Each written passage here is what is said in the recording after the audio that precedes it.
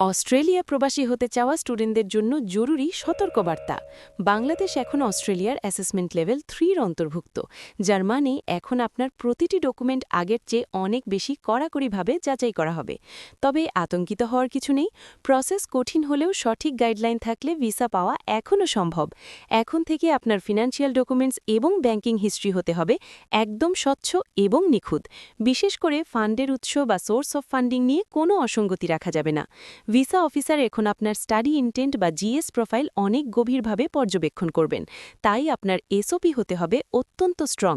বর্তমানে কোনো study gap থাকলে সেটির সঠিক ব্যাখ্যা ছাড়া আবেদন করা হবে অনেক বেশি ঝুঁকিপূর্ণ। এই হাই স্ক্রুটিনি লেভেলে আপনার প্রোফাইলকে বুলেট প্রুফ করতে কাজ করছে এসওই টিম।